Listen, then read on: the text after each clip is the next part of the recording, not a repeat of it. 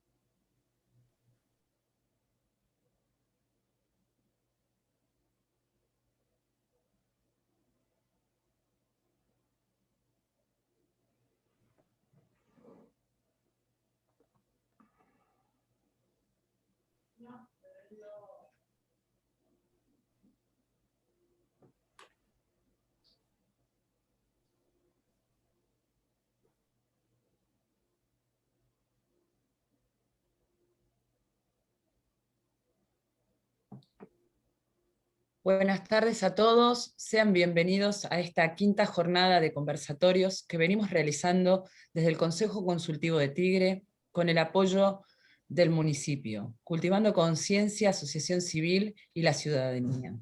Agradecer a los profesionales también por traernos las respuestas a tantas preguntas que vienen surgiendo desde que comenzamos esta terapéutica, de manera empírica a nivel urbano. Como es la dinámica habitual de estos conversatorios, es dar lugar a los que saben, médicos, abogados, para clarificar las inquietudes. Activar también de alguna manera la investigación que tanto necesitamos y sobre todo dar respuestas a la propuesta productiva nacional. También invitar a la formación de fuerzas públicas, médicos, sistema judicial. Es un camino que estamos construyendo entre todos. En este conversatorio vamos a hablar de neurología puntualmente. Los invitados son Natalia Taratuto y el doctor Alejandro Anderson. Natalia Taratuto es neuróloga infantil del Hospital Materno Infantil del municipio de Tigre, directora médica de FEP, Fundación de Estudios de la Infancia. Y el doctor Alejandro Anderson es director médico de INBA, Instituto de Neurología Buenos Aires, área asistencial, docente y de investigación. También es presidente de la Fundación de Neurociencias, investigador de los protocolos de investigación clínica de INBA, médico endocannabinólogo. Le damos la bienvenida a los médicos y bueno, esperamos que esta jornada sea enriquecedora para todos y podamos tener las respuestas que vamos buscando y que vamos encontrando y sobre todo llevar un poco de armonía a esta nueva era que nos toca vivir. Bienvenidos. Bueno, gracias, Rox. Hola Natalia, ¿cómo estás? Muy bien, gracias por invitarme otra vez. Bueno, para nosotros es un clásico la doctora Natalia Taratuto, en lo personal y en lo que es la asociación en sí misma. Bueno, ¿qué hago? ¿Arranco yo? ¿Arranca Ale? ¿Qué hacemos? Arranco. Si querés arrancar, Natalia, Sí, todo ok, nos por gustaría supuesto. un poco que nos cuentes sobre el cannabis y los niños, ¿no? Bueno, en la primera jornada ya hicimos un paneo general de lo que tenía que ver con la neurología infantil, ¿no? Y el cannabis. Y bueno, como van a ser varios encuentros, hoy decidí simplemente hablar de un poquito de epilepsia, tratar de que sea lo más ameno posible, en un lenguaje para todos, para todes. Sé que hay profesionales de la salud, sé que hay público de población en general, así que bueno, vamos a tratar de que sea lo más dinámico posible. Hoy solamente, como les decía, hablando de epilepsia. Así que voy a compartir pantalla. Decime si se ve. ¿Se ve, Rox? Perfectamente. Mira que... Ahí va, ahí va. Bueno, yo formo parte de Educanar, es una agrupación de profesionales independientes que trabajamos con con cannabis. Y bueno, entonces como les decía, hoy vamos a hablar un poquito de epilepsia. Simplemente para recordar un poquito lo que hablamos la vez anterior, y seguramente Alejandro lo hable más en detalle. Los usos del cannabis en neurología son para epilepsia, que es lo que vamos a ver hoy, esclerosis múltiple, dolor, movimientos anormales, Parkinson, parálisis cerebral, trastorno del espectro autista, trastornos del sueño, Alzheimer, demencia, lesiones medulares, y la lista cada vez es más grande y con mayor número de signos y síntomas o diferentes patologías. Cuando lo que tiene que ver con epilepsia, propiamente dicha, bueno, no todo el mundo tiene por qué saber lo que es la epilepsia, entonces simplemente contarles que la epilepsia es una enfermedad que es crónica, que es del sistema nervioso central, y que se manifiesta por crisis, que son inesperadas y son espontáneas, y son desencadenadas por actividad eléctrica excesiva de un grupo de neuronas. Que se manifiesta la actividad excesiva, como podemos ver acá, digamos, no tienen por qué ser expertos de electroencefalografía, pero se puede ver que lo que está alrededor de lo que es rojo es la actividad cerebral normal, y esto que se ve como unas rayas, ¿no?, totalmente diferentes, son estas descargas eléctricas, como lo llamamos nosotros, como si fuera un pequeño cortocircuito, que lo que genera a nivel clínico son las famosas convulsiones. Entonces, eso es a lo que denominamos epilepsia, para los que no saben. La epilepsia la padece el 0,5% de la población, aproximadamente 1 cada 200 habitantes, y de esos pacientes que padecen epilepsia, en general el 80% tiene buena respuesta, tiene una buena evolución con la medicación habitual, y en general evolucionan bien, sin crisis, luego de 2 a 5 años de comenzado el diagnóstico. Pero hay un 20 o un 35% de los pacientes que no responden como uno espera, y esos son los chicos que denominamos epilepsia refractaria, ¿sí? O sea, epilepsia refractaria son las epilepsias que no responden a la medicación habitual, ¿sí? Por lo menos con 2 medicaciones. Cuando un chico probó 2 medicaciones que estuvieron bien administradas, bien pautadas, bien seleccionadas, y no responde a esas 2 medicaciones, uno ya puede decir que es una epilepsia refractaria, una epilepsia de difícil control. Sabemos que en la medida que vamos aumentando la cantidad de fármacos antiepilépticos, la respuesta en ese caso sabemos que va a ser menor. Causas, hay montones de causas, no me voy a meter en eso, pero pueden ser, por ejemplo, malformaciones cerebrales, pueden ser displasias, pueden ser de causa infecciosa, enfermedades metabólicas y también de origen genético. Esas son las que más frecuentemente vemos en pediatría, y de las que más frecuentemente vemos en pediatría son las llamadas encefalopatías epilépticas. ¿Qué significa una encefalopatía epiléptica? Son estas epilepsias genéticas de difícil control, que la propia actividad convulsiva, las propias convulsiones, generan más deterioro a nivel neurológico en el paciente. O sea, las convulsiones generan alteraciones cognitivas y de la conducta que son significativas. Para saber de qué hablamos cuando hablamos de encefalopatías epilépticas, solamente nombrarlas, tenemos por ejemplo el síndrome de Dravet, que fue ampliamente estudiado en relación al cannabis, es de origen genético, se da en general en el primer año de vida, un 50% de los niños tiene discapacidad intelectual, y sabemos que las crisis a nivel convulsivo disminuyen con la edad, no así la discapacidad intelectual. Está el famoso síndrome de West, que no siempre tiene mal pronóstico, pero en un porcentaje importante sí. También se da en el primer año de vida, tiene una triada clásica que no importa, se caracteriza por espasmos, porque ese es de tipo espasmos, por este electroencefalograma que es un electroencefalograma caótico, con descargas multifocales, ¿sí? Y por deterioro neurológico. El pronóstico, como les decía, es variable, no siempre tiene mal pronóstico, pero en algunos de estos niños sí. El 80% de los chicos tienen trastornos neurocognitivos. En un porcentaje de estos niños evoluciona al síndrome de Lennox-Gastaut, que es otra encefalopatía epiléptica de niños un poquito más grandes, entre el año y los 8 años, que sea sintomática, quiere decir que encontramos la causa clara en un 70%, y también tienen deterioro cognitivo con el electroencefalograma característico. Después está el síndrome de Dus, que es una epilepsia mioclónica, que son crisis de caídas, ¿sí? Que también la etiología es genética, se da en la primera infancia, también con discapacidad intelectual, y la evolución puede ser variable. Entonces, estos son los síndromes epilépticos, encefalopatías epilépticas más frecuentes en la infancia, que tienen en general mala respuesta con los fármacos habituales, y son las que denominamos epilepsias refractarias. Hay otras en las cuales no me voy a meter, solamente nombrarlas: la encefalopatía mioclónica temprana, el síndrome de Ohtahara, el Landau-Kleffner, la punta onda continua del sueño lento, bueno, y la lista es bastante más larga. Como tratamiento para estas epilepsias, como les contaba, entonces, hablamos de epilepsia refractaria, entonces cuando no responde a 2 fármacos antiepilépticos, pero la farmacopea en cuanto a lo que tiene que ver con la epilepsia es enorme, hay montones de medicaciones de última generación, entonces hay un montón de diferentes combinaciones de fármacos que uno puede ir haciendo para el tratamiento. En algunos casos se puede hacer una cirugía de la epilepsia cuando hay una causa muy específica, por ejemplo lesional, hay una lesión o una displasia bien focalizada, se puede operar, se puede extirpar, y la verdad que la evolución en general es bastante buena.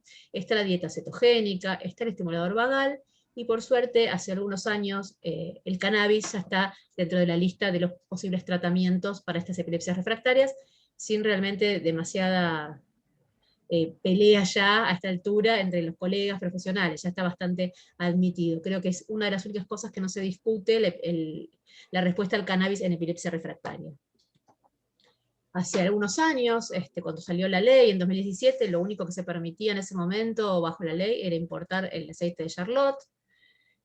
Luego esto se fue ampliando, con un montón de fármacos de laboratorio que se pueden importar, como el epifractán, el Epidiolex, el Ridó, Tilray, etcétera, y desde diciembre tenemos un aceite que es primo del Tilray, por decirlo de alguna manera, que se llama Combustidiol, que se está haciendo acá en la Argentina, y que lo cubren las prepagas para las epilepsias refractarias. Así que tenemos como una amplia variedad de aceites aceptados por la comunidad científica, que nos permiten realizar el tratamiento de las epilepsias refractarias. Pero, así como tenemos los aceites de laboratorios, también tenemos los aceites caseros, los aceites de cultivo, que en nuestra experiencia, que ya lleva bastantes años, vemos que prácticamente tienen la misma respuesta que los aceites de laboratorio. ¿Sí? Muy bueno esto que comentás, Nati, que clasificaste el tema de que el Charlotte fue la primera opción que tuvimos y que en tu experiencia conociste los resultados de los aceites artesanales. Ahora, ¿viste mejoras con este aceite importado? ¿Fueron más pronunciadas estas mejoras? ¿Se puede comparar con el aceite artesanal en su efectividad, por ejemplo? La verdad es que con los aceites importados lo que nos pasa en la práctica al menos es que es como que hay un periodo de luna de miel, ¿no? Hay un periodo de unos meses en los cuales la respuesta es fenomenal, es muy buena, pero después de un tiempo deja de hacer efecto, o sea que genera tolerancia, y a diferencia de los aceites de cultivo, no tenemos otras genéticas de laboratorio para ir probando. O sea, el que hace el aceite X de un laboratorio hace de una genética de una planta, aparte de aislar un componente de la planta que sabemos que son tan necesarios todos los demás cannabinoides, los terpenos. Digamos que en nuestra experiencia hemos visto que todos los componentes de la planta funcionan mejor.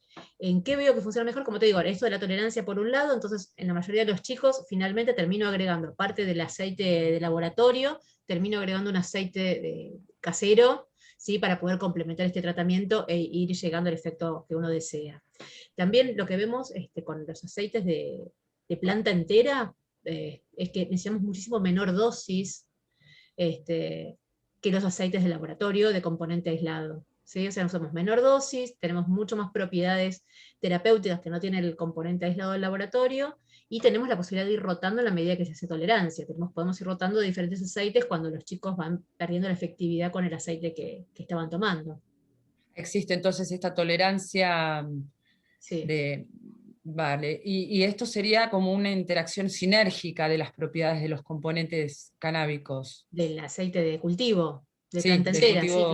claro, Ajá. sí, porque aparte, bueno, sabemos que otros componentes de la planta también son antiepilépticos y tienen un montón de otras propiedades que no solamente mejoran las convulsiones, sino que un montón de factores de la calidad de vida de los chicos que tienen estas patologías, que no solamente son las convulsiones el problema, sino un montón de otros problemas como el sueño, el apetito, ¿sí? La Claro, conducta, un montón de otros factores que también los beneficia. perfecto, perfecto, perfecto. Volviendo una pregunta más que te quería Dale, hacer, dale. bueno, que la gente en Igual no te lo realidad... voy a responder todo esto en 2 minutos, voy a volver a hablar de lo mismo. Voy a buscar No, los sí, fundamentos de todo sí, esto. eso es verdad, pero bueno, viste, hay tantas Dale, preguntas dale, dale. que nos Sí, vamos sí. haciendo y bueno, acá Jenny Mesa en realidad pregunta, porque vos nombraste el autismo, el TEA, Ujú.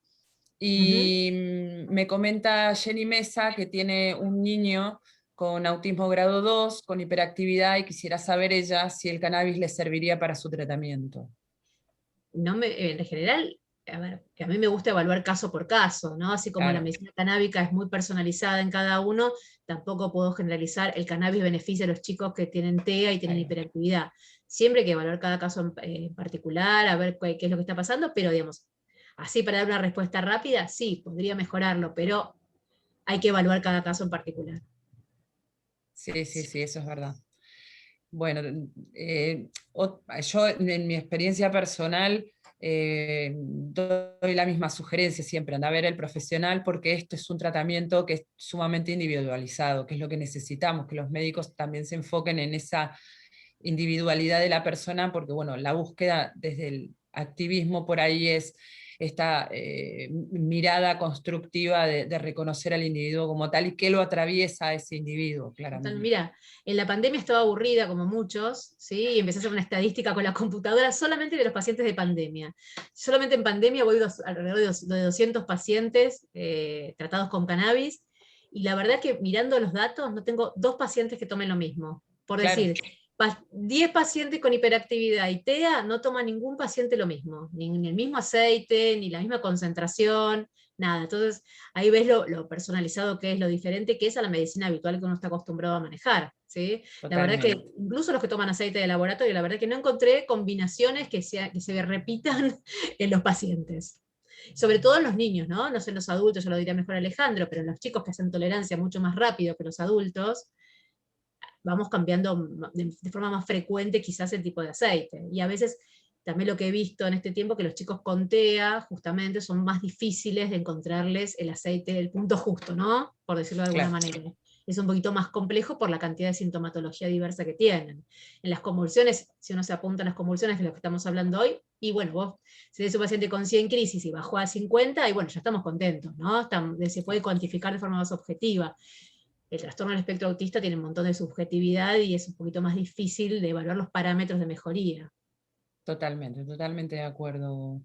Bueno, continuamos con... Dale, continúo con esto rápidamente. Dale. Igual es más rico lo que estamos charlando, creo, que lo que tengo para decir. Sí, no, no, no, bueno, pero viste, saca un poco esto No, al total, tema porque vamos como cerrando un poco los conceptos, ¿no? me Siempre uno encanta. tiene un preconcepto de algunas cosas y me parece que bajarlo a algo más convencional y algo que se puede manejar mejor, con más Totalmente. profesionalidad, me parece. Totalmente, totalmente. Bueno, entonces acá nos quedamos en los aceites de cultivo que también existen, que también en nuestra experiencia sabemos que funcionan súper bien. Y bueno, y continuamos un poquitito, ¿no? 2 palabritas con lo que pasó en el cannabis en la historia, en la epilepsia. Sabemos que fueron usadas en el tratamiento de la epilepsia desde la antigüedad y por más de 500 años. Y también hay referencias del uso del cannabis para el tratamiento de la epilepsia desde el 1800 a.C. y en la era victoriana ya lo usaban los neurólogos como antiepilépticos. Comienza a disminuir el uso cuando comienzan las medicaciones bien conocidas por nosotras, como son las hidantoínas y el fenobarbital, a comienzos del siglo pasado. Entonces ahí disminuye el uso del cannabis, aparte de todo lo que vino después del prohibicionismo, ¿no? ¿Qué evidencia tenemos? Voy a tratar de hacerlo rápido para contarles, porque sé que también hay profesionales de la salud que están mirando, y entonces contarles que hay evidencia de todo esto, y hay un estudio de 2016 con Epidiolex, que es un aceite del componente purificado de la planta, que tiene 100 miligramos de cannabidiol por 1 mililitro por 1 mililitro de aceite. Y bueno, acá probaron la seguridad, tolerabilidad y eficacia en 214 pacientes entre 1 y 30 años, les fueron administrando cannabis en dosis muy altas, que la realidad es que en la práctica no usamos esas dosis ni de casualidad, hasta llegar a 25 a 50 miligramos por kilo y por día, que es un montonazo. Pero bueno, estos fueron los primeros estudios que se hicieron. Estos son los pacientes con los diferentes síndromes epilépticos que se pueden observar, hay un montón de los que les acabo de mencionar. Como efectos adversos vieron súper poquitos, que en general son siempre los mismos: somnolencia, disminución del apetito y diarrea, pero estamos hablando de efectos adversos. Si bien son súper leves, de leves a moderados, estamos hablando de dosis altísimas de cannabidiol, ¿sí? No, ni cerca de las dosis que usamos nosotros, que creo que al lado de esos son ínfimas. Lo que se vio en este estudio entonces es una reducción significativa de las convulsiones motoras en un 36,5%, con una seguridad y tolerabilidad aceptable. Después hicieron estudios por estos síndromes epilépticos, por eso les quería mostrar de qué se trataba, de qué estábamos hablando, si no nos iba a entender. Uno es el síndrome de Dravet, este que les comentaba antes, también con este Epidiolex en 2017. Es un estudio doble ciego, controlado con placebo, que es todo lo que la comunidad médica pide, ¿sí? Estos famosos estudios con credibilidad científica, en 120 niños y adultos, ¿sí? 61 recibieron cannabidiol y 59 placebo de este aceite que les contaba, de Epidiolex, 100 miligramos por mililitro, también hasta llegar a una dosis altísima de 20 miligramos por kilo y por día. ¿Qué es lo que se vio en este estudio? Que la frecuencia media de las crisis por mes disminuyeron de 12 crisis mensuales a 5.9, o sea, prácticamente el 50%. Eso es un montón. Acá estamos hablando de 12 crisis, pero los pacientes refieren entre 50 y 100 o más crisis por día. Entonces, si ya baja la mitad, para esos pacientes es todo. Los efectos adversos siempre es más o menos lo mismo, y le vuelvo a repetir, con dosis súper altas de cannabidiol, diarrea, fatiga, disminución del apetito y somnolencia, nada que no tengan cualquier antiepiléptico o cualquier medicación que usamos en la práctica habitual. El porcentaje de pacientes que les bajó a más de la mitad la cantidad de crisis fue un 43%, y también en escalas de impresión de calidad de vida también mejoraron en un 62% de los pacientes, en 7 categorías de calidad de vida. ¿Sí? Los efectos adversos, como les decía, de leves a moderados, siempre son relacionados con la dosis, y como les vuelvo a repetir, las dosis de estos estudios son muy altas y de estos componentes purificados de la planta. Otro estudio más, y deco 2 más y nada más, este es sobre el lennox-gastaut, este otro síndrome epiléptico, encefalopatía epiléptica que les comentaba recién. Esto también es un estudio doble ciego controlado por placebo, pero me parece interesante este estudio porque lo que hicieron acá es esto que les contaba un poco de las dosis, probar 3 grupos. ¿Qué pasaba con el grupo de pacientes que recibían cannabidiol a 20 por kilo, estas dosis tan altas que vienen usando todos los estudios? Otro grupo que usaba cannabidiol a 10 miligramos por kilo, eso es una dosis bastante menor, y placebo, para ver si esta teoría que venimos viéndolo nosotros en nuestra práctica cotidiana, quizás de forma empírica, esto de que menos dosis es más en lo que tiene que ver con la medicina canábica.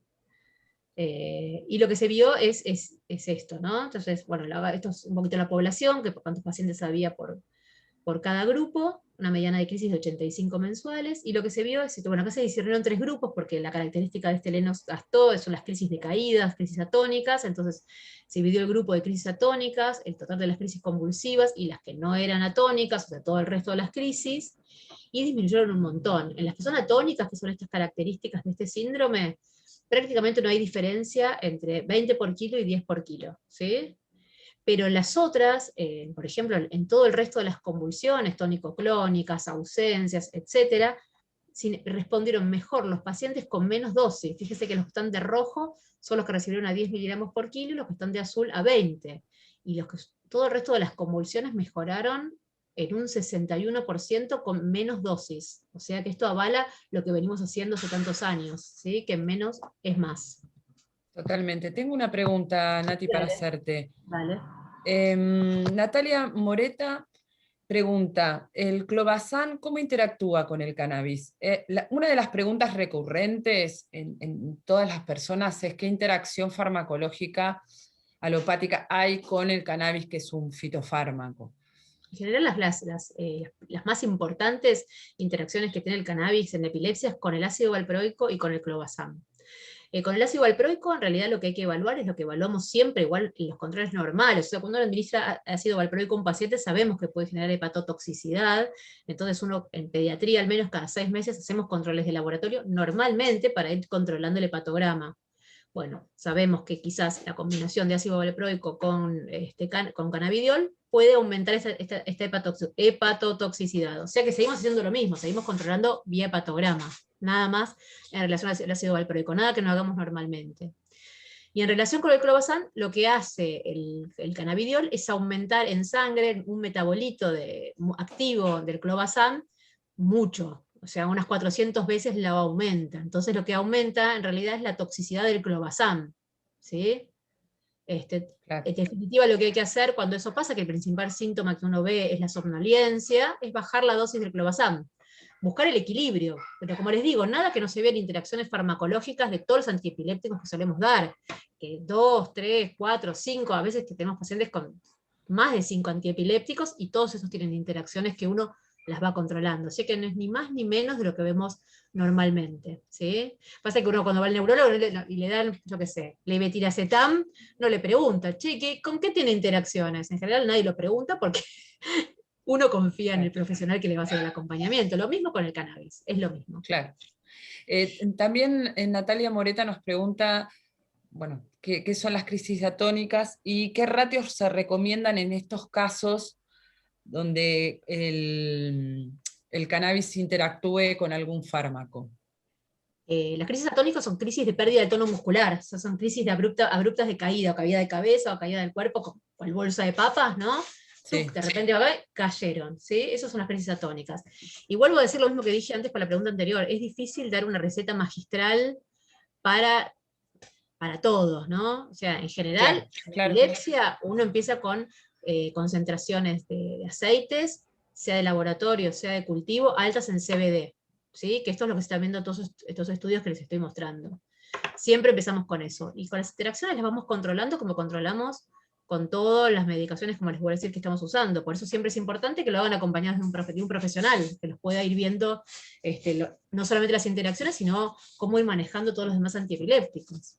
Claro. Andrea Belmonte nos pregunta cómo calculamos la dosis, cómo se calcula la concentración del aceite, porque no todos los aceites tienen la misma concentración, entonces, ¿cómo se estipularía eso? No como nosotros los médicos que tenemos una mentalidad bastante cuadrada en eso, nos gustaría, como estos trabajos que hablan de miligramos por kilo y por día, gota, concentración en miligramos, bueno, como nosotros nos gustaría, tuvimos que sacarnos el chip acá y decir, bueno, no, nada que ver con lo que habíamos aprendido en 15 años de estudios. Claro. Es totalmente diferente, justamente por todas estas variabilidades que hay. Si yo indico el combupidiol, yo sé exactamente cuándo tiene la gota, con las cosas buenas y con las cosas malas que puede tener un aceite de laboratorio con componente aislado. Con los aceites de cultivo es un poco más complejo por todas las variabilidades que tiene. Entonces, en general, por eso les digo que es una medicina personalizada y que es muy difícil dar una receta universal para todos los pacientes. Hay que ir viendo paciente por paciente. Así que uno en general empieza de a una gotita, 2 gotitas, y vamos viendo la respuesta de cada chico, ¿sí? De cada niño, bueno, yo hablo de niños, pero es personalizado. No hay una dosis estándar que yo te pueda decir, dale 20 gotitas que con esto va a andar. No, cada paciente responde totalmente diferente, como les contaba con esta estadística que estoy viendo de mis pacientes. No tengo chicos que tomen ni el mismo aceite, ni la misma concentración, ni los mismos ratios, ni la misma dosis. Es totalmente, como te vuelvo a decir, es otra cosa totalmente diferente de lo que estudiamos y seguimos estudiando. Mira, en Argentina ya se inició algún tipo de investigación científica al respecto, porque la epilepsia, digamos que fue como la puerta que abrió a otras patologías y a otras especialidades médicas. Y llevamos tiempo, digamos, años ya recorriendo a nivel científico, y pongo comillas porque realmente no hubo, creo, un respaldo todavía científico para poder hacer algo, pero se intentó, creo que hubo en el Garraham. Ahora lo voy a presentar. Es el último estudio que me queda para mostrarte, es el del Garraham. El problema, bueno, eso sabe más Alejandro porque él es investigador. Igual con el grupo de cannabis de CONICET estamos intentando largar algunos estudios, empezar con algo.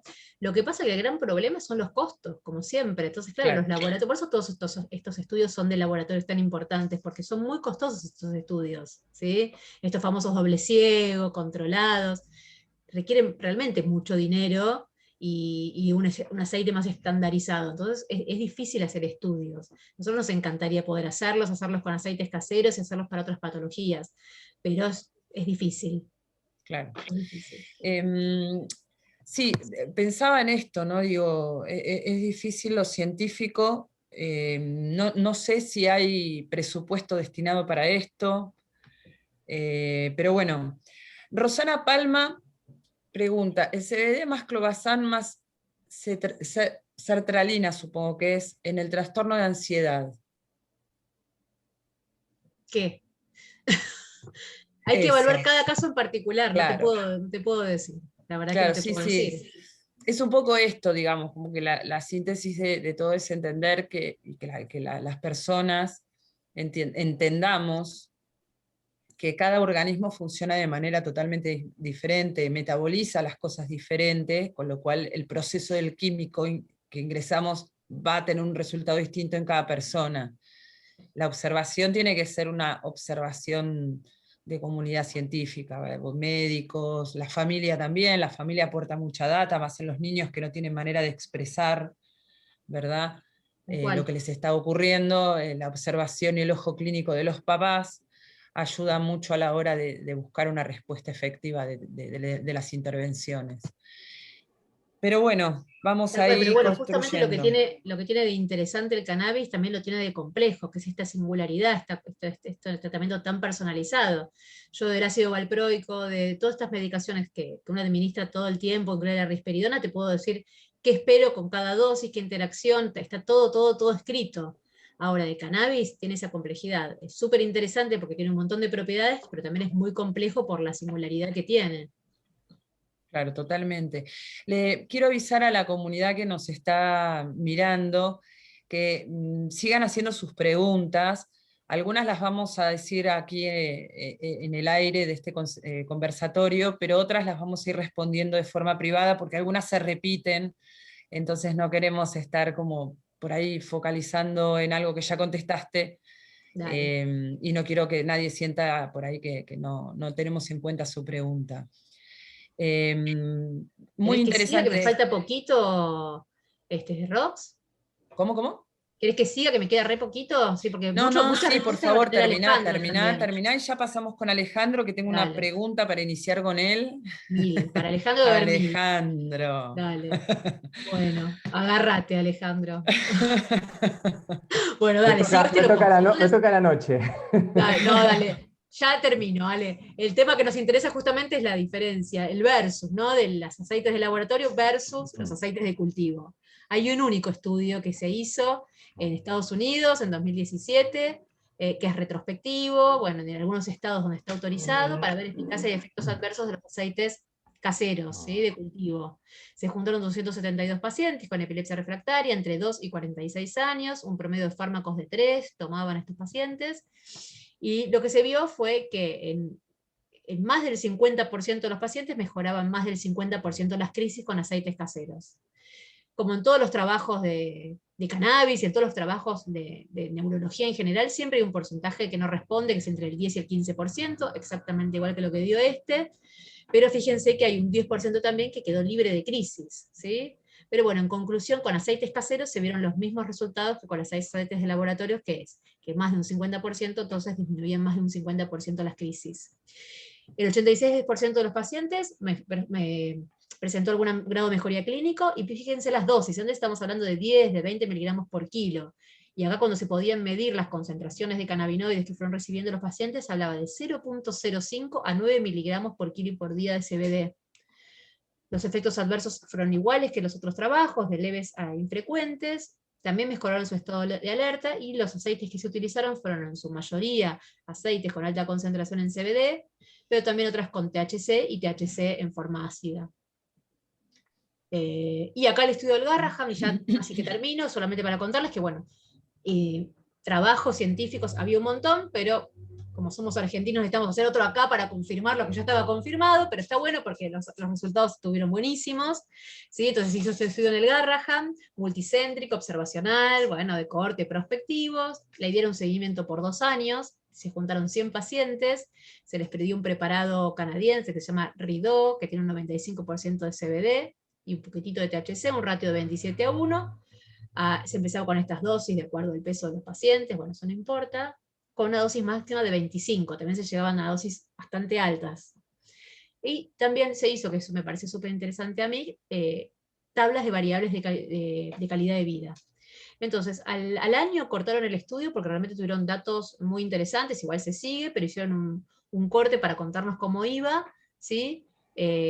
Entonces, con 50 niños, con una edad media de 10, y vieron lo que vimos todos, que el 80% de los chicos de este trabajo habían disminuido en por lo menos un 83% las crisis. Y eso es un montón. En cuanto a las variables de calidad de vida también, mejoría en el contacto visual, mejoría en las habilidades motoras, en la comunicación no verbal, en la sonrisa social, en la conducta, en el sueño y la comunicación verbal. Para estas familias con chicos con encefalopatías epilépticas, que no solamente son las convulsiones, sino todas estas alteraciones de la comunicación, es todo. Entonces, puede ser porque hayan disminuido las crisis, sí, puede ser que al disminuir la cantidad de crisis mejoren todas estas calidades de vida, pero nosotros la vemos también en pacientes que no son epilépticos, por ejemplo, con los chicos con trastorno del espectro autista, que de estos estudios es de lo que se agarraron y se empoderaron los padres para comenzar a darle cannabis a los chicos, y estas variables con estos porcentajes es lo que vemos nosotros en los chiquitos con TEA. La verdad, para un papá de un niño con TEA esto es todo, es la vida, es empezar a comunicarse con su hijo, que su hijo pueda, a su manera, poder comunicarle qué es lo que siente, qué es lo que le pasa. Bueno, eso será charla de otra vez. Los efectos adversos también son de leves a moderados, o sea que la conclusión es la misma que todos los trabajos que veníamos viendo. Se están haciendo todo el tiempo trabajos en diferentes patologías. El año pasado sacó una revista entera, la Epileptic Disorders, que es una revista que leemos todos los que somos epileptólogos, solamente sobre cannabis. Miren si eso es un tema que le comienza a interesar por suerte a toda la comunidad médica. Y para redondear, entonces mejoran las crisis en un 40-45% o más. Lo que hablábamos recién, hay que regular las dosis de los fármacos antiepilépticos, por supuesto, porque aumenta los niveles sanguíneos del clobazam y aumenta la hepatotoxicidad del ácido valproico, y los efectos adversos son de leves a moderados y de dosis dependientes. Dos palabritas, ¿qué hacemos en la consulta neurológica entonces cuando nos vienen a ver por epilepsia? Primero chequear el diagnóstico, ¿no? Porque nos hemos llevado sorpresas te da la vida, ¿no? Con los diagnósticos. Pero bueno, chequear que el diagnóstico esté correcto, ver si podemos encuadrarlo en algún síndrome epiléptico característico, chequear la historia clínica, los antecedentes familiares, los antecedentes perinatológicos, ver la evolución de esta epilepsia en el transcurso de los años hasta llegar a la consulta con nosotros, ¿sí?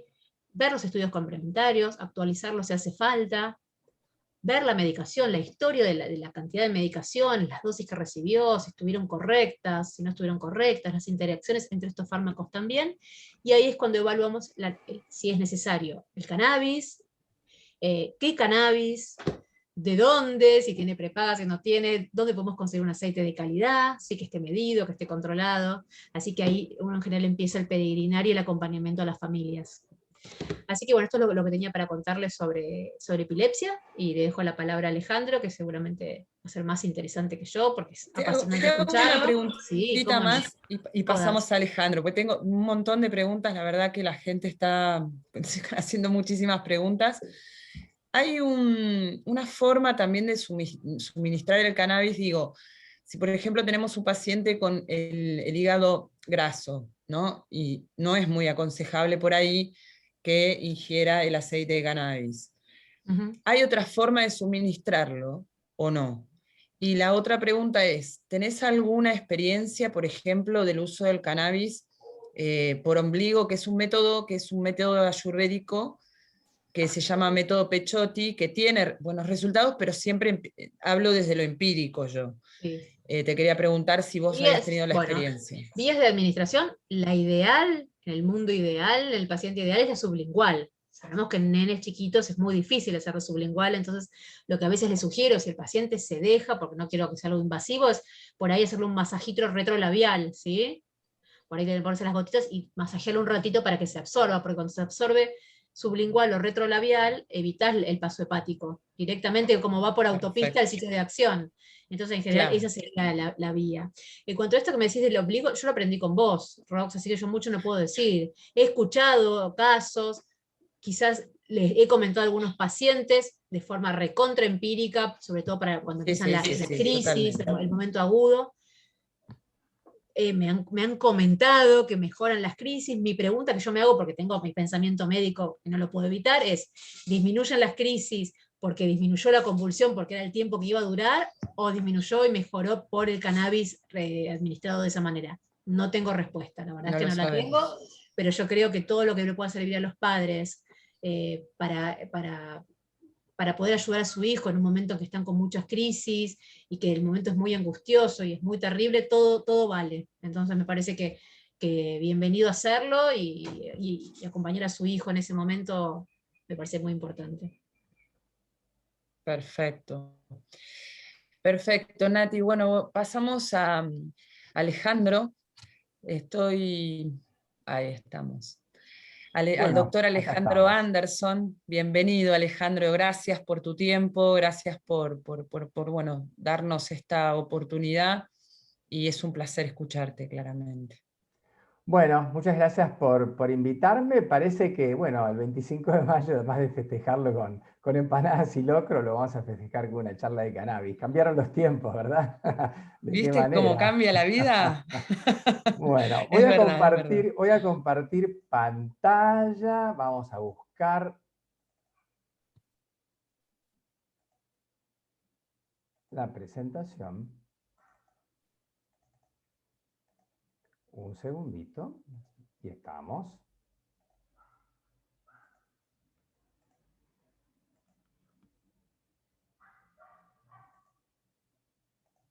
Ahí estamos. Ahí creo que la tienen delante, ¿verdad? Sí, se ve Bárbaro. perfectamente. Bueno, bárbaro. Ahí estamos. Conecto acá algo importante para mí. Y arrancamos.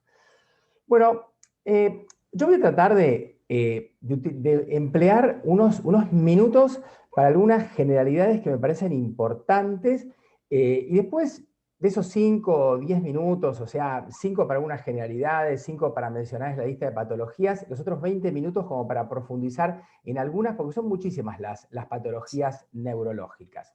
Pero, punto número 1, solamente para recordar, cannabis medicinal significa tratar las enfermedades y dolencias de los pacientes utilizando los productos derivados de la planta de la marihuana. Y es una nueva herramienta terapéutica que puede integrarse perfectamente con el resto de los tratamientos. Por otro lado, yo siempre digo que tenemos que saber y que tenemos que enseñar que no hay un solo cannabis medicinal. Hay muchos y muy diferentes cannabis medicinales. Es una gran familia de diferentes fórmulas, con más o menos CBD, THC, CBN, CBG, o sea, todos los diferentes cannabinoides, pero también con terpenos como el cariofileno, mirceno, linalol y con flavonoides. Y además, hay formas farmacéuticas distintas. Hay aceites, tinturas, resinas o extractos, cápsulas, cremas, ungüentos, parches. Hay soluciones que se pueden usar como sprays en la mucosa bucal. Hay extractos botánicos para vaporizar calentándolos en los vaporizadores herbales a unos 160 a 200 grados. También hay vaporizadores de resina. Hay opciones nuevas que se están ensayando hidrosolubles o dentro de liposomas para mejorar la biodisponibilidad, hay cápsulas de liberación, y todas estas diferentes posibilidades van a seguir creciendo. Y en realidad es más complejo. Por ejemplo, los extractos se pueden obtener con una prensa, con calor, sin solventes o con otras técnicas, y la composición química final depende muchísimo de la técnica de obtención empleada. El mismo producto, estando en su forma ácida, decarboxilada o añejado, también cambia por completo sus efectos. Acá, bueno, una imagen para mostrar la complejidad química de la planta. Cerca de 120 cannabinoides, además otros 630 componentes entre terpenoides, flavonoides, y además distribuidos de manera diferente, porque uno dice, bueno, pero ¿cuántas plantas distintas tenemos? Bueno, por lo menos hay unas 15.000 cepas híbridos o genéticas reconocidas. Y entonces, esta complejidad química es muy difícilmente reproducible y encima tiene que ver con una característica única que tiene el cannabis, que se llama efecto entourage o séquito, que quiere decir que la acción en conjunto de los diferentes cannabinoides, terpenos, flavonoides, superaría a los efectos aislados y tendería además a usar dosis menores. El efecto entourage es uno de los hechos que claramente apoyan a tratar de usar la planta entera o por lo menos no olvidarse este detalle. Y yo no estoy invalidando otras opciones, ¿no? Porque el tema del CBD aislado siempre está ahí, digamos, como tema para conversar. Y están las publicaciones médicas más ortodoxas. Pero esto no puede ser ignorado. O dicho al revés, no se puede reducir la terapia canábica al CBD aislado. Bueno, ahora acá vamos al tema de hoy. La lista actual de indicaciones para el cannabis medicinal mencionadas en la literatura es muy extensa. Y la verdad que es un universo de síntomas, de enfermedades, de problemas que se pueden tratar y uno puede mejorar significativamente la calidad de vida de los pacientes. Esta es la lista de los cuadros médicos que pueden llegar a un consultorio de neurología. Fíjense ustedes que tenemos la epilepsia que habló Nati, tenemos la esclerosis múltiple, lesiones medulares, parálisis cerebrales, autismo TGD, dolor oncológico y no oncológico. En el no oncológico podemos meter la fibromialgia, neuropatías, neuralgias, dolor neuropático, migrañas.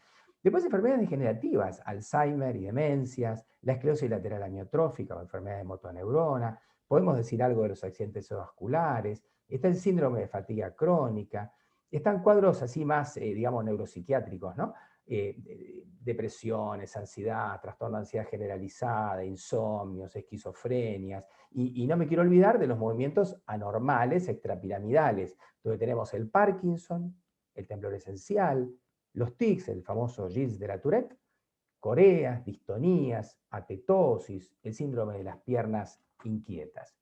Bueno, vamos a comentar lo que sabemos de algunas enfermedades neurológicas en relación al cannabis hasta que nos suene la campana del fin del tiempo de hoy del cual disponemos.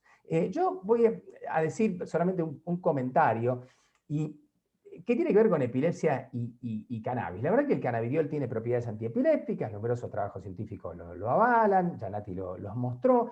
Hay que recordar que en junio de 2018 fue que ocurrió algo muy importante. La FDA aprobó por primera vez un medicamento derivado de la marihuana. Este medicamento es el Epidiolex, es un aceite rico en CBD, pero del tipo CBD aislado. Y no todos los ricos en CBD son CBD aislado. Esto, bueno, obviamente que se desarrolló para patologías neuropediátricas en un principio, pero luego lo fuimos tomando los neurólogos de adultos. Solo para contarles de la epilepsia, recuerden que cuando un grupo de esas 86.000 millones de neuronas que tenemos descargan al unísono, todas juntitas, en lugar de hacerlo por turnos y con una frecuencia mucho mayor, porque en lugar de descargar 80 veces por segundo, descargan 500 veces por segundo, se genera una onda, una descarga eléctrica que invade y arrastra a todo o gran parte del cerebro. La prevalencia en el mundo, la verdad que es muy importante, pero muy variable también. Hay entre 4 y 70 epilépticos por cada 1000 habitantes en los diferentes países del planeta. Argentina tendrá unos 13, claro, pero entre 4 y 70. Y varía mucho. En general, los países, cuanto menos desarrollados son, tienen más cantidad de epilepsia. Y esto tiene que ver con cuestiones de desnutrición, problemas del parto, etc. En la Argentina estamos aprox en el medio, con unos 13 por cada 1000. Obviamente que la epilepsia es una parte muy importante de nuestras consultas neuropediátricas y de neurología de adultos, claramente. Acá solo para contarles que la neurona, cuando recibe un estímulo, ese impulso nervioso viaja a lo largo de la membrana de la neurona y cruza, si la sinapsis se lo permite, a las neuronas vecinas. Este impulso, cuando llega a donde termina, a la zona terminal de la neurona, del axón, y se encuentra con la sinapsis, que es el punto de contacto con la neurona vecina, libera esas sustancias químicas que están dentro de las vesículas presinápticas, que son los neurotransmisores. Este neurotransmisor viaja a la neurona que sigue, a la membrana posináptica, pero a veces se excita y otras veces inhibe. Entonces tenemos que distinguir muy bien entre los neurotransmisores excitatorios, como el glutamato, y los inhibitorios, como el GABA. Hay varios mecanismos, en esto no voy a entrar, que pueden generar una crisis epiléptica, pero el principal mecanismo que genera epilepsia es el desequilibrio entre los neurotransmisores excitatorios e inhibitorios. Respecto del aceite de cannabidiol, yendo un poco más al tema, ¿cómo actúa? ¿Cómo ejerce el efecto antiepiléptico? La respuesta más sintética es decir que es un antiglutamato, pero la realidad es mucho más compleja. Es decir, muy importante recordar que el CBD actúa como anticonvulsivante inhibiendo un producto que es francamente excitatorio y que tiene otros efectos que después podemos mencionar sobre las neuronas vecinas. Pero saben, cuando uno dice que es un antiglutamato, en realidad siempre cuando uno va a los hechos, los datos con los que se encuentra, la realidad es muchísimo más compleja. Esta realidad que está avalada por un montón de trabajos científicos sobre cannabis, este esquema de una sinapsis es hasta ahora la mejor versión que pude hacer de todos los mecanismos de acción que tiene el CBD para la epilepsia. Lo vamos a dejar para otra charla, pero hay como 7 mecanismos distintos. Igual, lo más importante es que se acuerden que básicamente el CBD es un antiglutamato. Y bueno, ahora voy a ese tema que les dejé por ahí flotando, que es el de los aceites ricos en CBD, porque siempre estamos discutiendo y hablando de la molécula aislada y del full spectrum. Bueno, aprovechamos este instante para profundizar un poquito el tema. ¿Full spectrum o molécula aislada? Hay mucha discusión en los papers y en el consultorio. Lo que está demostrado por la práctica diaria y las observaciones, por los trabajos experimentales y clínicos y por los ensayos clínicos aleatorizados, es el cannabidiol es muy beneficioso para la epilepsia. Pero lo que queda por resolver es si los aceites ricos en CBD son todos iguales. Ya les dije, la respuesta es no. Lo que hay que saber, primero, es que hay 4 familias por lo menos. Están los de espectro completo o full spectrum, los de espectro amplio o broad spectrum, la molécula aislada o isolate, que es el Epidiolex, y los terpsolatos. Y además, si encima pensamos que esto puede proceder de las más de 15.000 genéticas diferentes o sus combinaciones, la verdad que todo esto se nos complica. Hay trabajos, evidentemente, que hablan de los otros agregados. ¿Por qué? Porque además de los cannabinoides, podemos tener terpenos como el linalol, cariofileno, mirceno, que influyen en la función antiepiléptica. Y se discute mucho de si el THC es beneficioso o no para la epilepsia. Posiblemente la respuesta sea que sí, en cierta cantidad. Y yo, la verdad que estoy convencido que la indicación no se debe reducir a un CBD aislado. Igual hay mucha individualidad de paciente a paciente. Pero hay un metaanálisis que muestra que con los extractos ricos en CBD, los pacientes usan una dosis media más baja. Cuando uno ve las publicaciones de la molécula aislada, rondan dosis altísimas, como dijo Nati, de unos 25 miligramos por kilo peso. Pero cuando uno apunta a los trabajos de los full spectrum, esto baja a 6, o estamos hablando de 4 veces menos. Y esto en el trabajo que yo leí, porque también hay otras posibilidades menores. Bueno, dejamos este tema y vamos a pasar a otra patología neurológica que se puede tratar con cannabis medicinal, la esclerosis múltiple.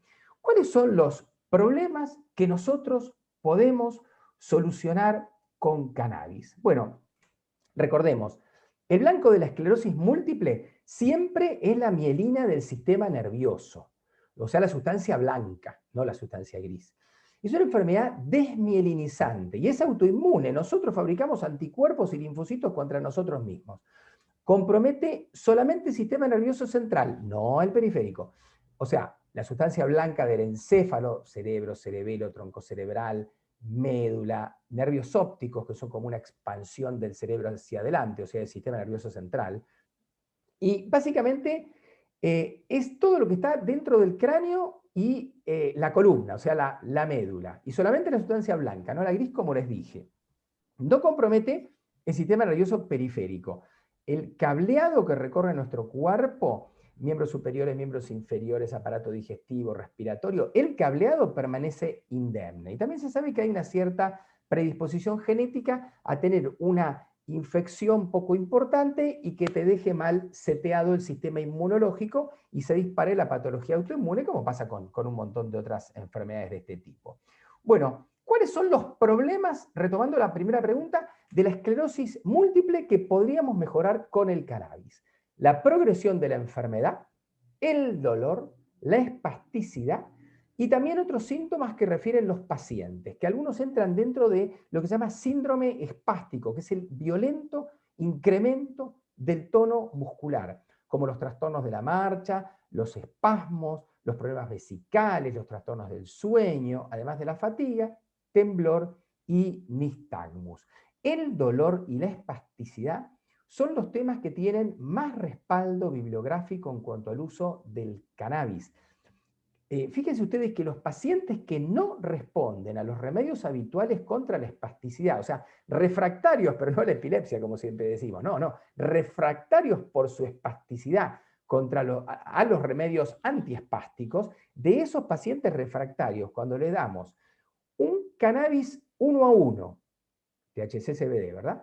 27 miligramos por mililitro de THC, 25 miligramos por mililitro de CBD, tras 4 semanas de tratamiento activo, la mitad mejora un 20%.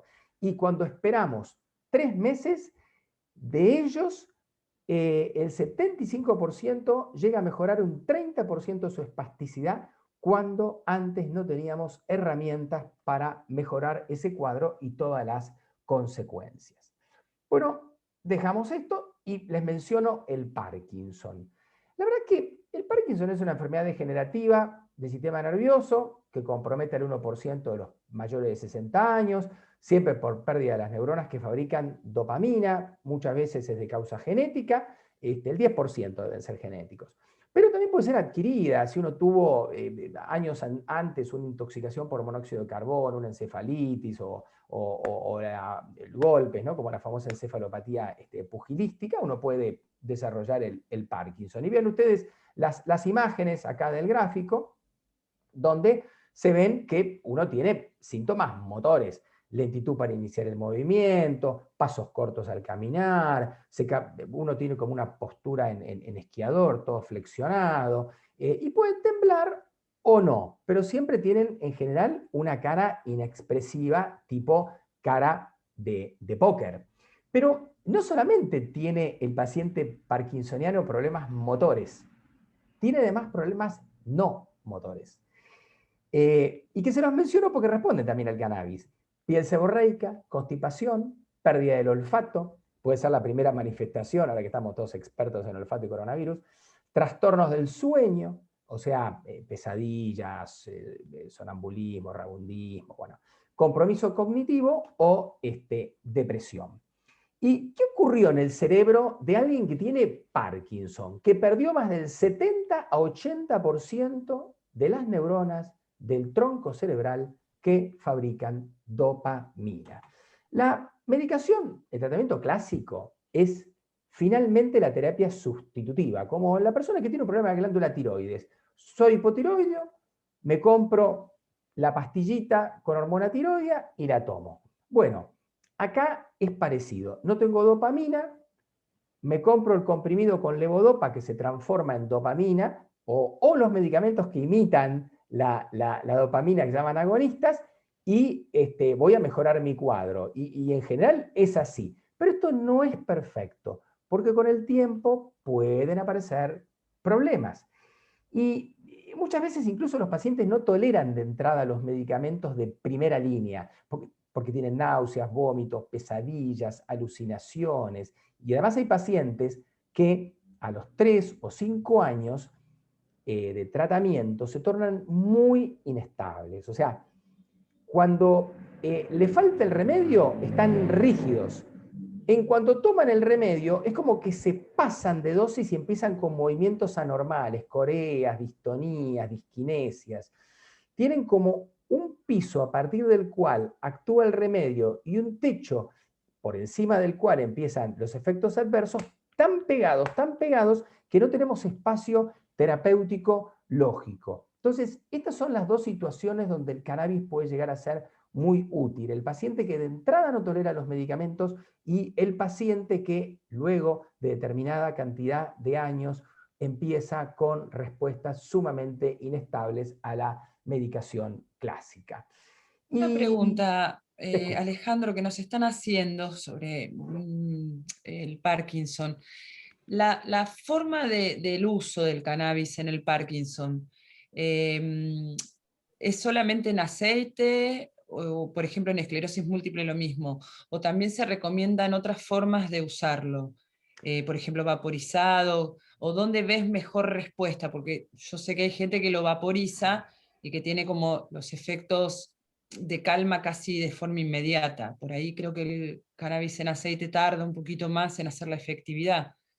¿Qué Sí, experiencia nos puedes contar al respecto? eso es muy importante, porque si bien en la teoría, usando la misma fórmula, vos obtendrías el mismo efecto usando un aceite que vaporizando la resina de ese aceite o vaporizando en un vaporizador herbal, Sí, sí. digamos, el cogollo que empleaste para hacer ese aceite, el tema es que la vía respiratoria tiene una superficie tan grande, son como 70 metros cuadrados, que entre 1 y 3 minutos es apenas el tiempo a partir del cual vos sentís el efecto, o sea, la concentración en sangre y el arribo a sistema nervioso. En cambio, cuando uno consume el aceite, es muy prolongado, mínimo tarda 1 hora en actuar y a Claro. veces tarda cerca de 2.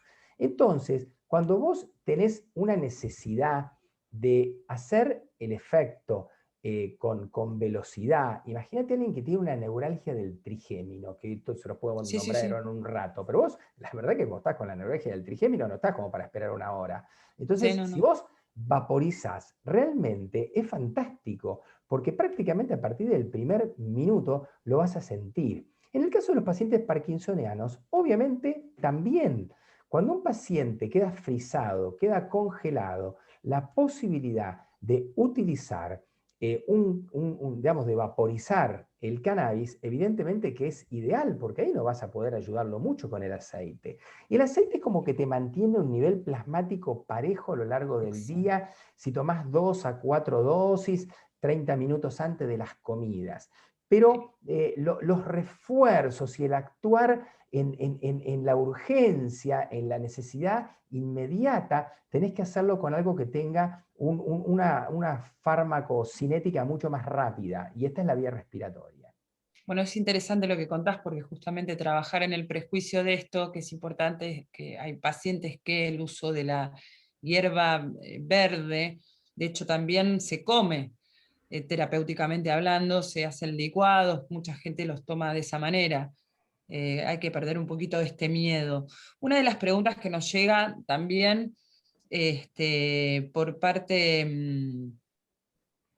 de Sil Luna es si en epilepsia focal han tenido alguna experiencia y si aquí también tenemos otra pregunta. Ay, aguardamos. Gabriel Alicino nos pregunta si tienen experiencia con respecto al cannabis como primera opción, si se han decidido frente a una patología ustedes como médicos usar como primera opción el cannabis y no recurrir inmediatamente a la farmacopedia, digamos. A ver, yo como médico, de mi lado, en general siempre lo indico cuando el paciente no responde a la medicación que tenés como primera opción, la que tiene evidencia tipo A. Ahora, Mm.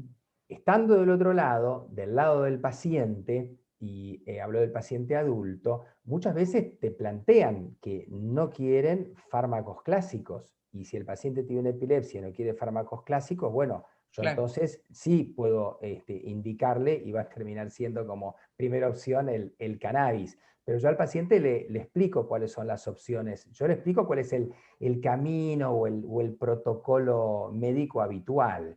Yo la verdad que integro el cannabis a todo el resto de los medicamentos. Claro, claro. Entonces es una manera como de manejarme.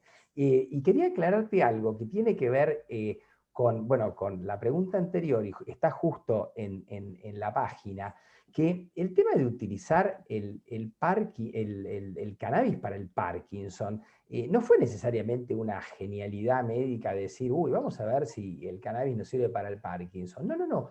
Acá las experiencias de los pacientes Claro. autoadministrándose y particularmente fumándolo, o sea, ni siquiera vapo, sino fumando el porro, que fueron los que comentaron que mejoraban el Parkinson. Entonces después, Claro. uno como médico empieza a recibir la info de los pacientes y sí, bueno, vamos a hacer una pequeña estadística. Uy, sí, mirá, tengo acá como 15 o 20 pacientes que dicen que mejoraron. Bueno, vamos a ordenarlo, una estadística. Y bueno, después vas terminando por llegar al trabajo científico. Y por Claro. supuesto que después al paciente le vas a decir, mire, en vez de fumar, vaporice, porque los pulmones, bueno, todo eso. Pero en realidad todo empezó con esas Claro. experiencias de los pacientes que le fueron a contar los resultados a los médicos. Y todo buscando una solución que, claro, que en ese momento no se la ofrecía la medicina clásica, porque el paciente parkinsoniano que le da cierta cantidad de levodopa y anda fenómeno, ese paciente no prueba nada, no Claro. cambia, pero el paciente que tiene problemas es el que empieza a experimentar y a buscar.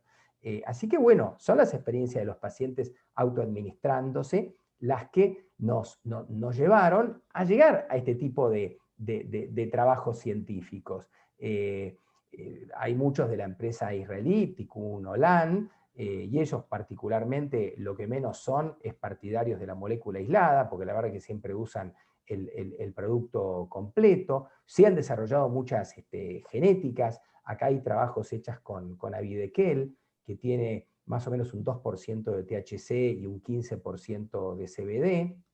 Y después hay otra que se llama Rafael, que tiene un poquito menos todavía de CBD y un THC entre 15 y 17%.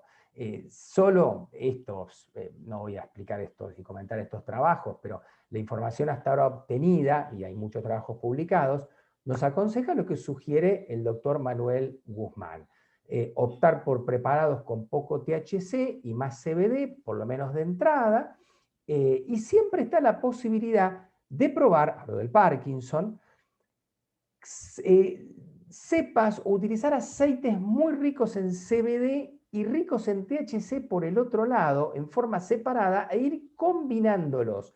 Yo personalmente es algo que estoy haciendo desde hace un tiempo, porque a veces me pasaba de tener un determinado aceite que ya viene fijo con la fórmula, y ese paciente sí, podía llegar a funcionar, pero yo me quedaba siempre con la idea de que quizás con un poco más de THC o quizás con un poco más de CBD mejoraba. Y yo estaba preso porque el paciente ya tenía su frasquito, había comprado ese frasquito, lo había conseguido, lo había cultivado, y sugerirle otra cosa se me hace difícil porque todo es costoso, en dinero o en tiempo. Entonces ahora trato, cuando me resulta posible, tener los dos productos bastante separados y entonces juego con las combinaciones. ¿Y en qué ratios estaríamos hablando, Alejandro?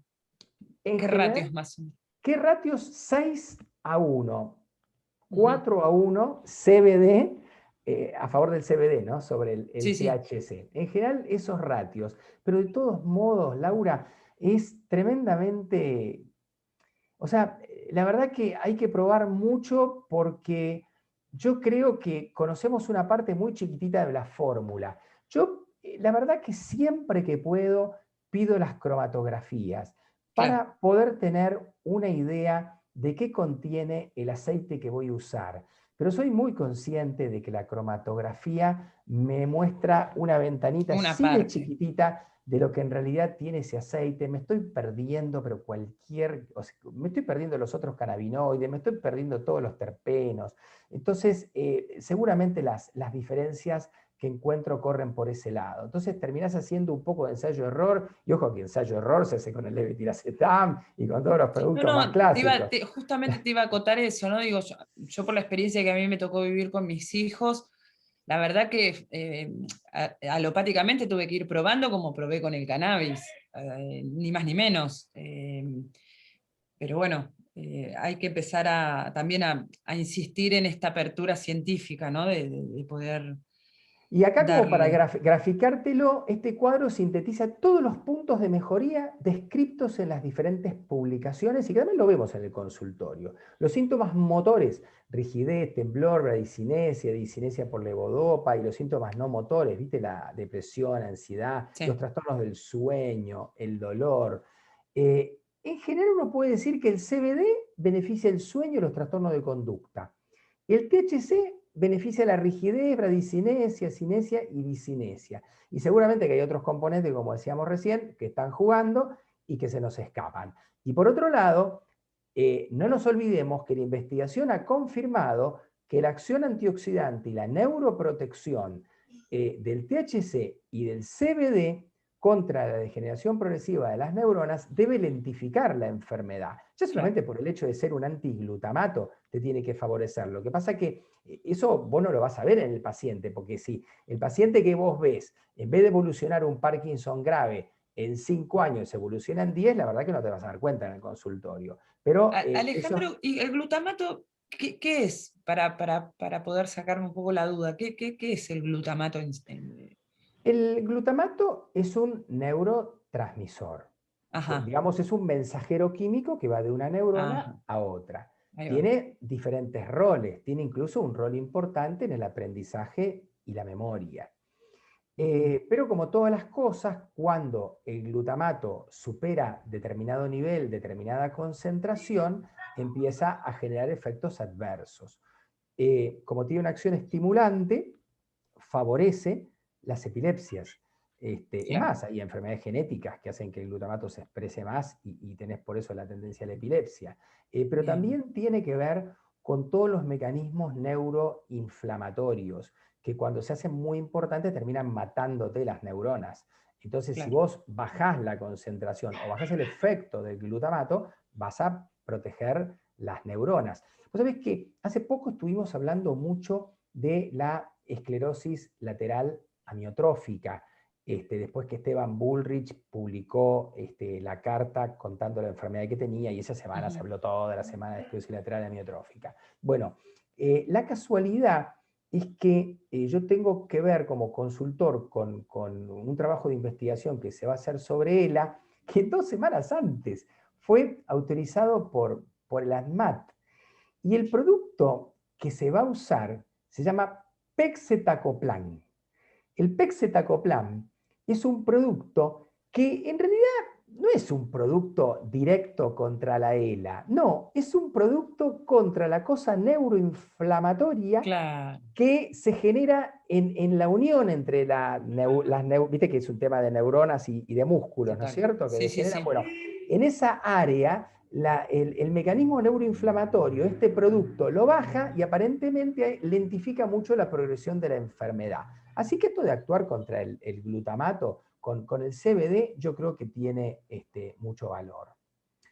Hay otras enfermedades neurológicas extrapiramidales, además del Parkinson, hay un montón y no llego a mencionarlas, pero tenemos tics, síndrome de piernas inquietas, distonías, temblor, corea. Yo solamente voy a contarles, y para que tengan en cuenta, el Tourette. No se olviden del Tourette, que es un cuadro neurológico hereditario Totalmente. que se caracteriza por tics motores, vocálicos. Tengo un videíto, pero no da el tiempo para que se los muestre.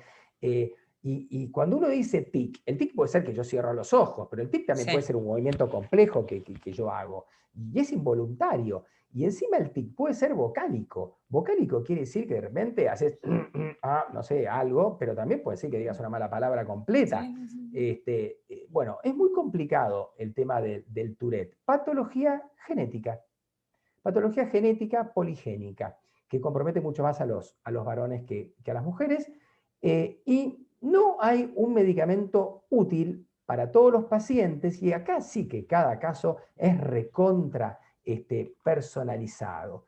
Bueno, acá lo que me parece fantástico es la respuesta que uno puede tener utilizando cannabis. Fíjense ustedes que cuando uno utiliza una cepa que se llama Eres Indica, que tiene THC 15 a 18% y CBD menos del 1, acá es justo al revés del Parkinson. O sea, Claro. son, la verdad, cepas que parecen cannabis recreativo. Bueno, entonces, la mejoría fue sobre 5 puntos en este trabajo de 3,85. 3,85 sobre 5 entre los 42 pacientes. Y cuando terminó el trabajo, el 75% pidieron por favor poder continuar con el medicamento de experimentación. Mira. Por otro lado, y acá tenemos otro, los efectos del cannabis evaluado en las manifestaciones del Tourette, porque el Tourette no solamente son tics, también hay tema de TOC, de impulsividad, hay otras cosas. Entonces, los tics mejoraron en 18 sobre 19, el TOC mejoró en 15 sobre 19. La tensión, impulsividad, ansiedad e irritabilidad mejoró en todos. Los arrebatos de ira mejoraron en todos. Y el sueño mejoró en todos. Utilizando esta cepa que les había comentado, la cepa Eres índica. Así que vale la pena. Y acá también voy a comentar, porque es la pregunta que vos me hiciste, que no necesariamente esto se tiene que consumir en forma de aceite. Hay un montón de pacientes que lo vaporizan. Porque como oscila tanto a lo largo del día el Tourette, hay pacientes que prefieren tener una dosis basal y cuando se complican, vaporizar. Y a veces, capaz que pasan 5 o 6 días bien y después viene la seguidilla de ataque de tics y es allí donde se vaporizan más teniendo de base una pequeña dosis de aceite. Paso a otro tema, pero espero porque si me querés preguntar algo. Sí, te quería preguntar, bueno, algo que me quedó de lo que habías dicho, que después te la hago igual, que tiene que ver con dónde se realizan estudios de terpenos. Después, Marta Araujo comenta que tiene síndrome de Meniere y toma una medicación y dice que eso le calma los mareos, pero cuando se acuesta tiene temblores que a veces duran poco tiempo y otras veces por horas. Pregunta si el cannabis le ayudaría a contrarrestar Y habría que ver cuál es la causa de ese cada caso. temblor, porque esta sí que es una situación particular, no es típica, no es como que me estás hablando de temblor esencial, ponele, que más o menos es un enlatado que ya sabes que lo produce. Acá es algo muy particular, así que no sé qué decir. Claro, sí, es un poco lo que, como síntesis de todo, ¿no? De lo que venimos hablando, entender siempre que cada persona es una situación individual que hay que ser observada de manera individual. Podemos hablar de de generalidades, ¿no? Como estás diciendo ahora del síndrome de Tourette, que en estos valores esta gente se mejoró sintomatológicamente hablando, pero bueno, también tuvieron un acompañamiento individual de cada uno de los que integraron este estudio. Sí, por supuesto, desde ya que sí. Acá te voy a mostrar una placa como para Sí, ir mostrando temas, dolor y cannabis. La verdad que el dolor es un tema muy importante, eso merece también un bloque aparte. Imagínense cuántos pacientes van a un total, consultorio por dolor. O sea, es total. un motivo de consulta y de mala calidad, ¿no? De mala calidad de vida. A veces hay pacientes que tienen patologías graves, tienen un determinado cáncer, pero van y consultan por el dolor, porque lo que les molesta es el dolor. Bueno, simplemente para contarles, según la fisiopatología hay dos tipos de dolor. El nociceptivo, que es cuando se dañan los tejidos, y el neuropático, que es cuando se te daña el tejido nervioso. El nociceptivo vos lo podés dividir en superficial y profundo. A ver, te pinchaste con una aguja, es el superficial, o se te rompen los meniscos de la rodilla, ese es el dolor profundo. Y después hay un dolor profundo visceral, ¿no? Imagínate un Claro. cólico renal. Ahora, el dolor neuropático se origina como consecuencia directa de una lesión o disfunción de los circuitos del sistema nervioso. Y lo dividís en central y periférico. A ver, si yo tengo un dolor del nervio ciático o del nervio trigémino, es un dolor neuropático periférico, porque hay daño del cable, del nervio. Ahora, si yo tuve un infarto en mi tálamo derecho y me queda un dolor en toda la mitad izquierda del cuerpo, ese es un dolor neuropático central. Quiere decir que tenemos unos 5 tipos de dolor para, digamos, sintetizarlo. El cannabis, THC, CBD, 1 a 1 o 2 a 1, puede mejorar todos los cuadros de dolor, los 5 tipos que mencioné, cuando son crónicos. Y es un tema a tener en cuenta. Acá solo quiero comentar algo que tiene que ver con un tema sobre el cual venimos insistiendo. Esto tiene que ver con investigación experimental. Acá es cuando las pobres ratitas y ratoncitos son víctimas nuestras. Pero bueno, en este trabajo se toman ratones que se les genera una neuropatía como le pasa a los pacientes oncológicos, Sí, sí. ¿viste? Que desarrollan por la quimioterapia una neuropatía. Bueno, acá le dan, no me acuerdo si son ratones o ratas, le dan paclitaxel, le generan una neuropatía, y entonces, obviamente, miden el dolor y les empiezan a dar CBD, THC o CBD con THC. Miren ustedes qué interesante. El THC, en este trabajo de Kirsten Rey, necesitó 10 miligramos por kilo peso para máximo efecto. 10 miligramos de THC. El CBD necesitó 20 miligramos por kilo peso para el máximo efecto. Pero después se les ocurrió 1 a 1. ¿Saben cuánto necesitaron para máximo efecto? 0.31. 30 veces menos. 30. Claro. Y no son seres humanos que sí, no, lo psicológico, el efecto placebo, no, son No, ratoncitos. no. Así que Claro. hay algo farmacológico que de verdad juega en la combinación, por lo menos de algunos de los componentes del cannabis. Bueno, dejamos el dolor y vamos a recorrer parte del espinal que nos queda. Ustedes me dicen cuándo tengo que parar. Una preguntita, perdóname que te corte así drásticamente, Dale. pero justo venía a colación que hablaste de lo farmacéutico, ¿no? De algo farmacéutico que está ahí haciendo juego. Enrique Serrano dice, soy farmacéutico y en algún lugar de la cadena de investigación o de uso de estos productos. ¿Están participando digamos, la comunidad farmacéutica, preparación, control de concentración y la forma farmacéutica? Yo lo que puedo decirte es que el espíritu de la reglamentación 883/2020, que esa fue de noviembre del año Sí, sí. pasado, es que las farmacias participen y puedan hacer preparados con cannabis. O sea, tenés la ley, tenés la reglamentación y ahora lo que falta es implementarla. A mí me parece fantástico y yo creo que ellos estudiaron para esto y que no deben quedar afuera. En eso, esa es mi Perfecto. opinión.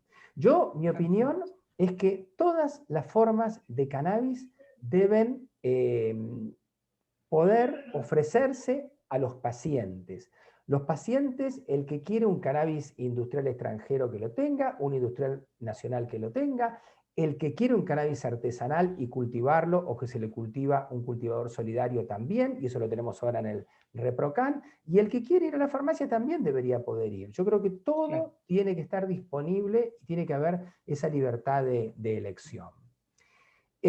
Bueno, acá tenemos una placa de Alzheimer, demencia, cannabis. Bueno, yo solamente les quiero contar cuál es el lugar terapéutico del cannabis en todo esto. Bueno, las propiedades neuroprotectoras de los cannabinoides retrasarían la neurodegeneración en curso provocada por la enfermedad. O sea, de nuevo, las capacidades antineuroinflamatorias y antioxidantes de los derivados del cannabis, como el aceite de CBD, serían beneficiosas.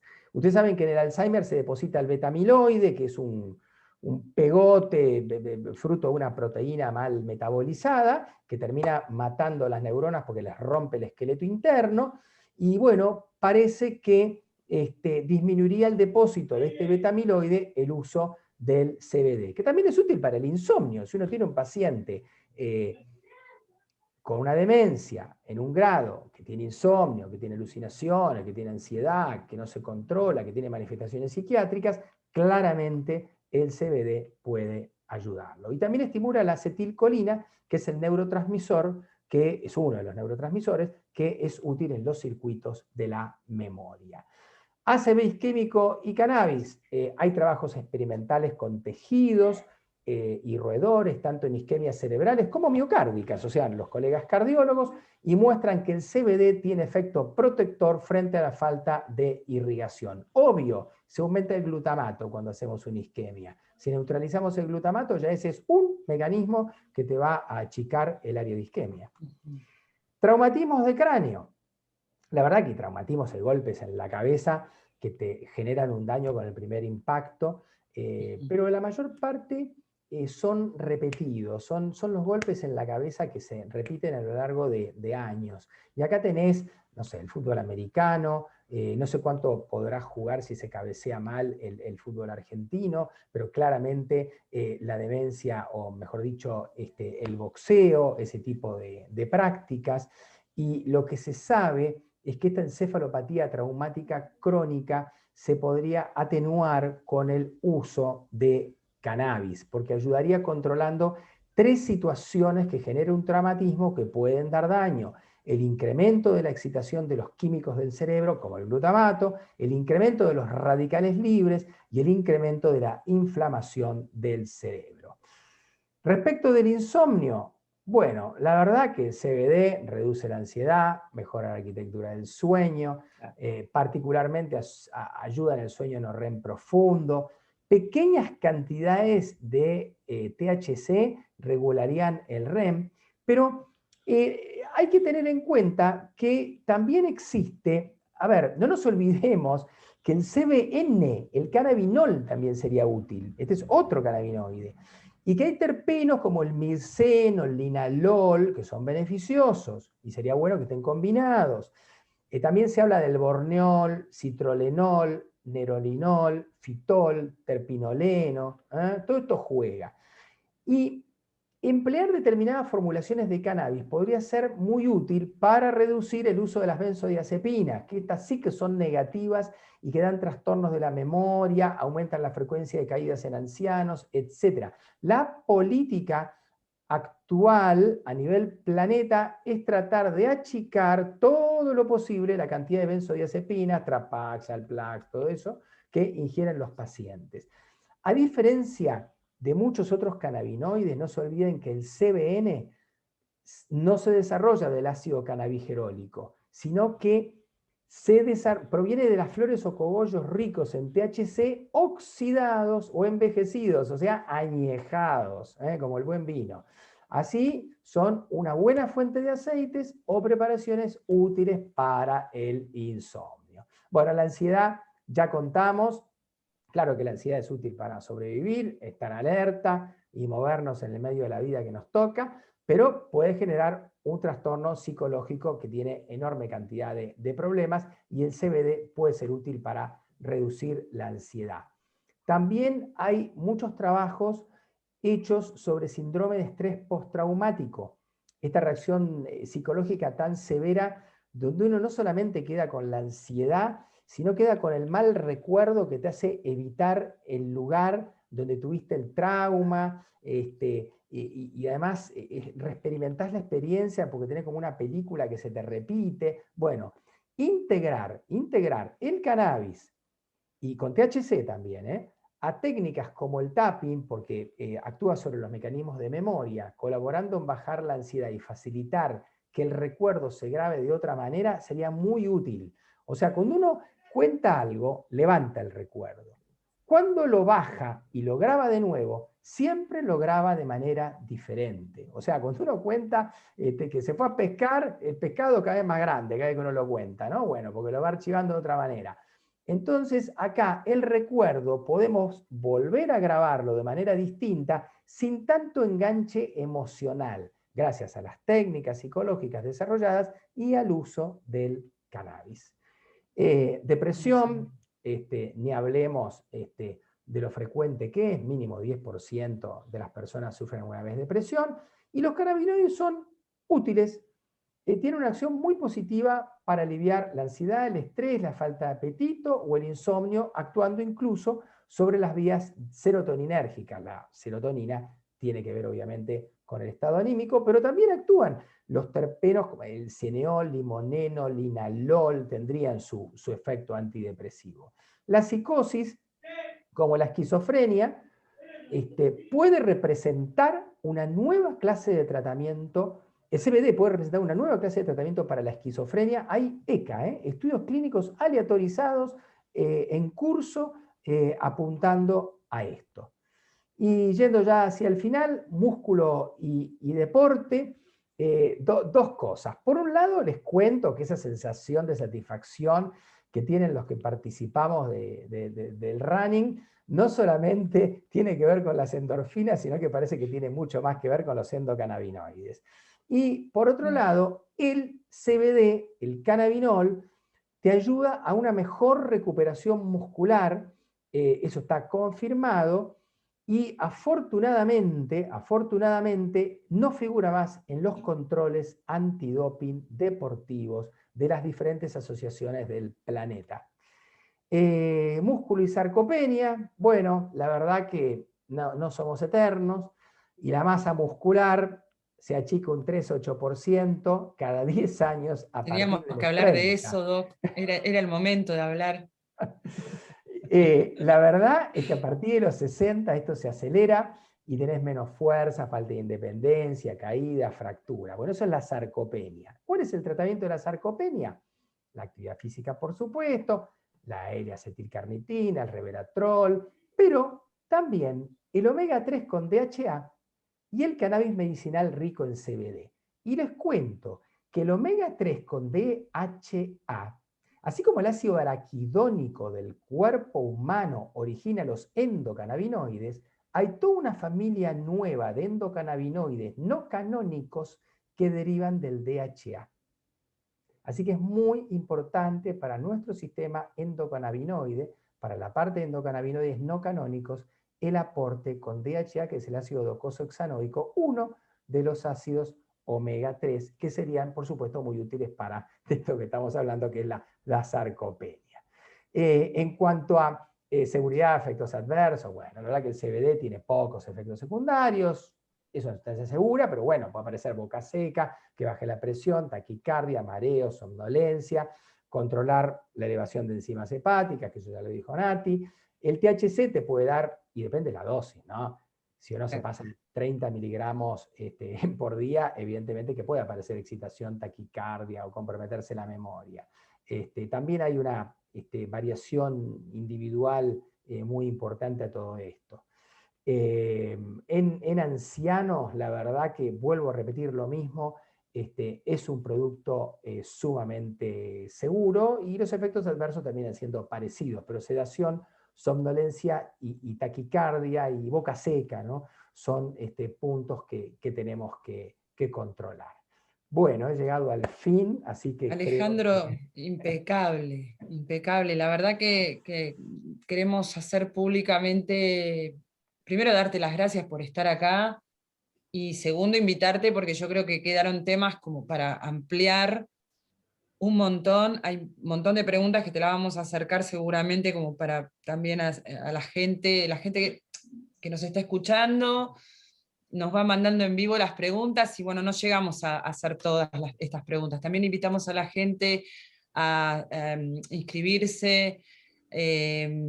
Necesitamos, eh, a ver si podés en otra charla más adelante. Esta modalidad de los conversatorios de los martes va a seguir como un clásico por ahora, porque la idea es que nos eduquemos todos con los que saben de esto.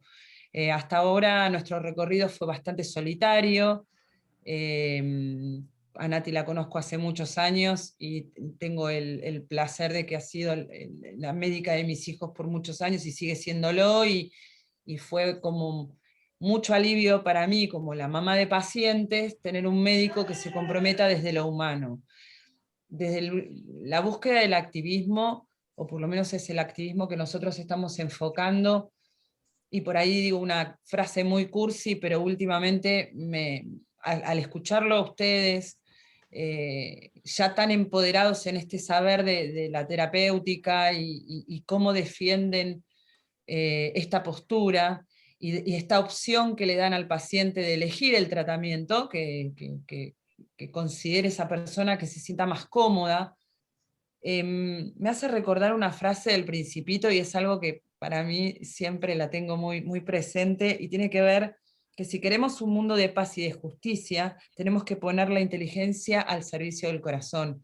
Y creo que ustedes como médicos hoy están demostrando esto, que aparte de tener un desarrollo de su intelectualidad y su inteligencia está justamente al servicio de lo que lo necesita. Primero, no tengo palabras para agradecerlo, y bueno, también invitarlos. Nati, vos ya sos parte de nuestra familia y queremos también esto de seguir ahondando un poco más en otras patologías, porque bueno, nosotros, si bien tenemos experiencia, no en todas. Básicamente ustedes ampliaron un montón, pero nos gustaría seguir ahondando en esclerosis múltiple, Alzheimer. Lo que me queda claro, no sé si me equivoco, es que funcionaría el cannabis como una suerte de neuroprotector, por lo que han dicho ustedes. ¿Vos qué opinás, Nati? No, sí, sí, coincido en eso y hay estudios que así lo avalan. Dale, perfecto. Bueno, vamos cerrando, porque ya, no sé, estoy mirando la hora y nos extendimos un montón, Mira, perdón. yo quería, bueno, agradecer tus palabras y desde ya, sí, cuenten conmigo, me encanta. Creo que es muy Gracias. importante con todo el universo que tenemos en desarrollo del cannabis, seguir difundiéndolo. Además que vamos aprendiendo cosas nuevas, porque nosotros leemos y siempre nos enteramos de cosas que no sabemos y las vamos contando. Todo se va diversificando y ramificando. Tenés como nuevos enfoques, nuevas enfermedades.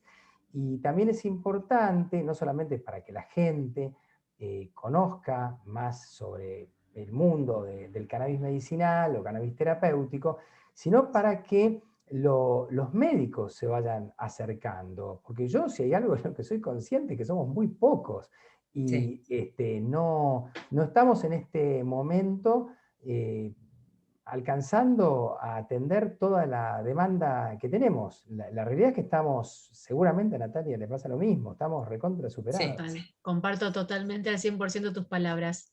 Necesitamos más colegas que se acerquen al cannabis y aprender que es una planta tan maravillosa con tantas, ¿no? Con tantas ramificaciones tan interesantes. La verdad que necesitamos, por favor. Bueno, un poco la excusa del conversatorio es también esto, invitar a otros profesionales a que se vayan sumando. También invitar a toda la comunidad que se registren en nuestros espacios, cualquier duda que tengan, pregunta, inquietud o quieran la referencia de algún profesional, pueden comunicarse con Cultivando Conciencia, tanto en Instagram como en Facebook. Y bueno, me resta despedirme de ustedes, agradecerles inmensamente la vocación, porque es importante, y el don de, porque no es fácil transmitir muchas veces, ¿no? Lo que necesitamos decir o ese don docente que tenemos. Pero me gustó esto de trabajar en conjunto, con la comunidad que viene con la experiencia y con ustedes que se están formando y se formaron en endocannabinología. Así que mil gracias por estar acá y por compartir este espacio. Gracias a Bueno, ustedes. muchas gracias, Laura y equipo. Gracias por la Gracias. oportunidad. Dice Y bueno, Laura, pero soy estamos. Roxana, Ay, Alejandro, perdón, me llamo. ¿Por qué Roxana. dice No, Laura? tranqui. No, porque tengo una notebook chiquitita que es de una amiga De para Laura. que quede quieta y se Ah, llama Laura. Así que Laura, te mando un beso. está bien, bueno, Roxana. Ok. Bueno, nos vemos. Acá tienen mi Instagram, que es @doctor.anderson, donde pueden, en todo caso, contactarme si les quedó algo, alguna pregunta, en fin, ahí me ubican fácil. Perfecto, muchísimas gracias y un saludo a todos y nos vemos el próximo martes, que no recuerdo si vamos a tener maternidad, lactancia y obstetricia y cannabis. Interesante. Gracias, hasta el martes que viene entonces. Suerte.